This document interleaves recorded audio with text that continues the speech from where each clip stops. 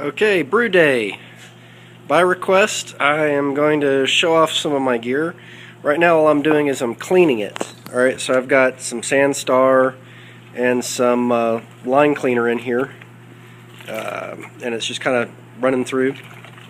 This is my hot liquor tank, my boiler, the whole thing. These are just bits and pieces that I got at a home improvement center. It goes over here to my pump. Ignore these things, they were a great idea and completely useless. I'm running it over here through to my counterflow work chiller. Now this is also something that I made by hand. Alright, basically what it is it's a garden hose and there's a copper pipe inside the garden hose.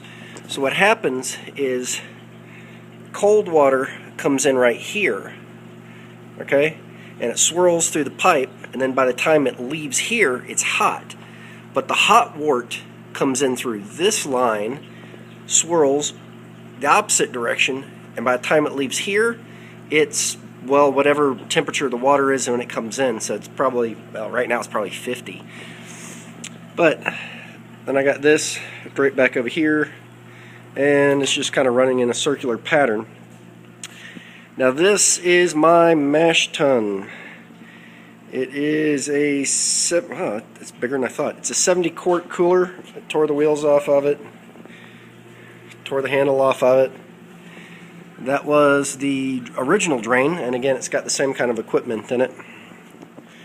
And then I drilled a hole over here on this side because, dun dun dun, this is what is inside, okay? This is my filter.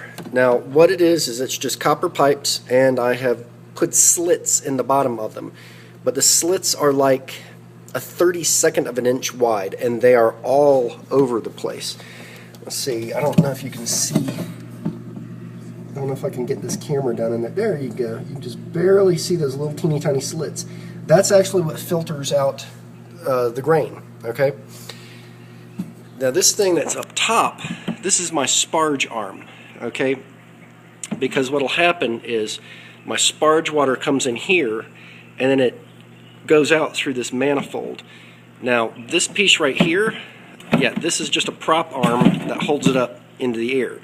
So what I can do is I can adjust it based on how big of a grain bed I've got. If I've got a big fat grain bed, you know, I can pull it all the way up, but if I've got a small grain bed, I can actually drop it down.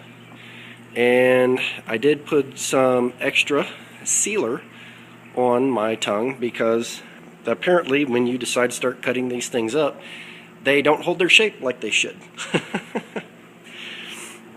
So this is basically my gear.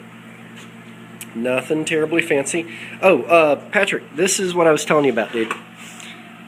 Yeah, fiberglass. See the liquid? You can actually see how much juice is in here, so you know if you need to go get some. And right now, nah, I'm good. 3/4. That, if you don't want to go electric, this is a really good viable alternative, because this way you'll never get halfway through a brew and go, holy cow, what do I do now? I think that's it. What I'll do is I'll post this up for you, and then I will actually do another one when I brew.